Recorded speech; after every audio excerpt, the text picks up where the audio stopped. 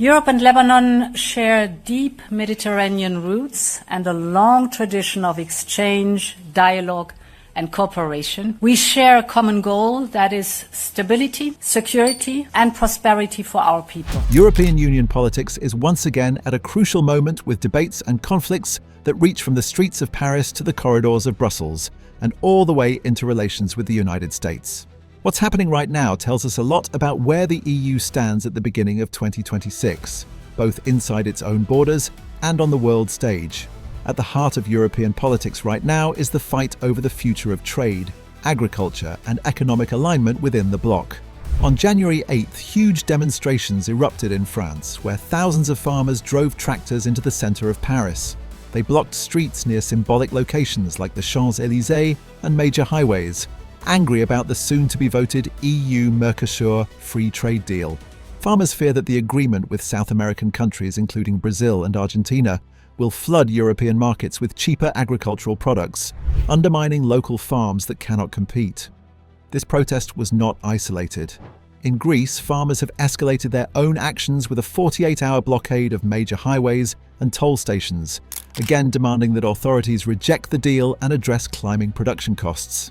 Their anger comes not just from the trade agreement, but from economic pressures at home, including rising input costs and delayed subsidies.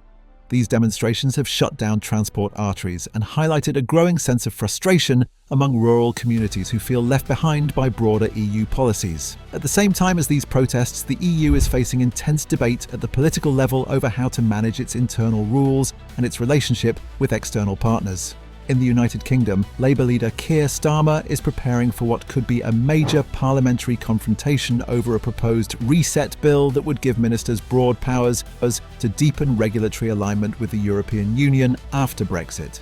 This reflects ongoing tension in UK-EU relations, as London continues to wrestle with the legacy of Brexit and how far it should seek cooperation with Brussels.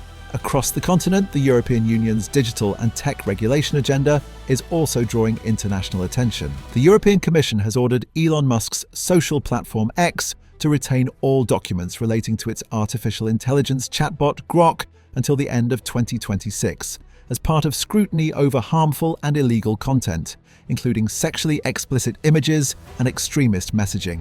This move is part of a broader strategy by Brussels to assert regulatory authority over global tech platforms and reinforce the bloc's Digital Services Act. It's also a flashpoint in relations between the EU and the United States, where authorities have raised concerns about Europe's tough tech standards and their implications for American firms. This tension spills over into transatlantic geopolitical relations more broadly. European leaders, including French President Emmanuel Macron and German President Frank-Walter Steinmeier, have openly criticized the direction of US policy under President Donald Trump. European officials argue that the United States appears to be turning away from its traditional role as a reliable ally, and that this shift poses risks for international norms and collective security. These criticisms come at a time when cooperation with Washington is still essential on issues ranging from defense to trade and climate. Disagreements over security strategy and global leadership have underscored a changed relationship between the EU and the US, complicating long-standing alliances. Against this backdrop, leadership within the European Union itself is also evolving. On January 8th, Cyprus officially assumed the rotating presidency of the Council of the European Union, a symbolic moment because Cyprus is the EU's only divided nation. Its presidency comes as global tensions are rising over territorial disputes and sovereignty issues, from Eastern Europe to the Eastern Mediterranean. EU leaders at the opening ceremony emphasized the importance of respecting international law and territorial integrity, drawing parallels between the divided island of Cyprus and conflicts in Ukraine and elsewhere. Cyprus's leadership role is intended to act as a diplomatic bridge, especially in relationships with neighboring regions and in ongoing discussions about peace and security. One of the most pressing geopolitical issues intertwined with EU politics continues to be the war in Ukraine. Over the past months, Ukraine and the EU have agreed on a detailed action plan intended to accelerate reforms necessary for eventual EU membership. This plan covers a broad range of political, economic, and institutional changes to demonstrate Ukraine's readiness to join the Union. EU officials have publicly committed to speeding up this process, which could reshape the political map of Europe if realized.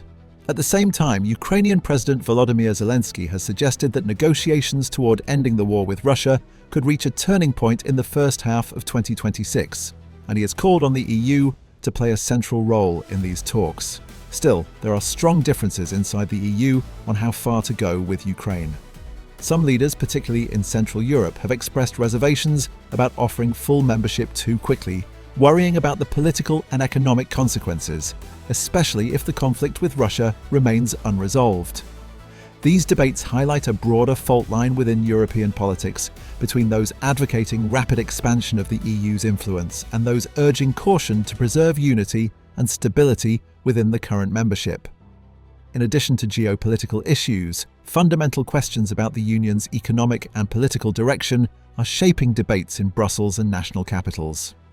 Bulgaria has just become the 21st member of the Eurozone, adopting the euro as its official currency on January 1st, 2026, a step that marks deeper economic integration for one of the EU's newer members. This move is the culmination of years of preparatory work and marks a milestone in post-Cold War European integration, presenting both opportunities and challenges as Bulgaria aligns more closely with the bloc's monetary framework. Domestic political dynamics within member states are also increasingly influential in the EU's overall trajectory. The 2024 European Parliament election reshaped the political balance in Brussels, with pro-EU centrist parties losing ground and right-wing and Eurosceptic groups gaining seats. Hard-right parties now make up a historic share of the parliament, reflecting growing voter frustration with issues such as immigration, economic stagnation, and loss of national sovereignty. This polarization has made consensus on key issues harder to achieve and has shifted debates on trade, security, and the future of European integration. Ursula von der Leyen's Commission, currently the EU's executive leadership, holds the least support it has seen since 1993, forced to navigate a fragmented legislature while pushing forward its agenda. At the centre of these debates is the question of Euroscepticism versus pro-EU sentiment among citizens. Polling has shown that support for EU membership remains relatively high in many countries, with a majority of citizens believing in the benefits of belonging to the bloc.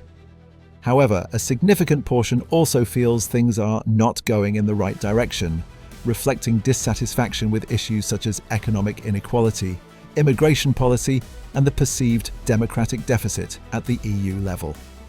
This complex mix of support and criticism feeds political debates across the EU and influences the strength of both pro-European and anti-European parties. French President Emmanuel Macron, whose government is balancing fierce internal protest with international diplomatic challenges, has been a vocal supporter of deeper EU cooperation on economic policy, defence and climate action. But growing opposition from farmers, environmental groups and nationalist parties highlights how domestic politics can complicate efforts to build consensus at the European level. These divisions are part of a larger pattern across the Union, where governments must manage local concerns while engaging in collective decision-making. The EU's approach to digital governance and regulation is another arena where internal policy meets global influence. Brussels is preparing enhanced enforcement of its wide-ranging digital rulebook, aiming to regulate the behaviour of large technology companies and protect citizens' digital rights.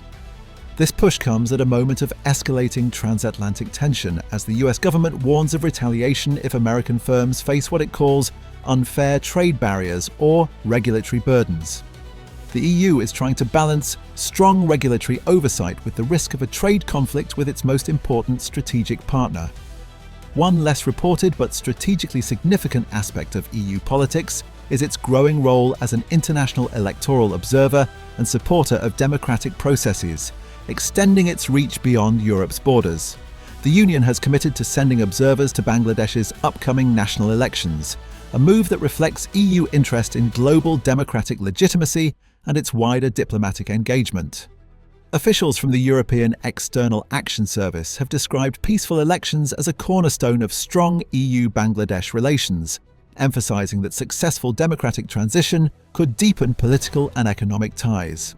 This broad spectrum of political activity, internal economic integration, trade disputes, digital regulation, geopolitical pressures, and external diplomatic engagement shows the EU at a crossroads.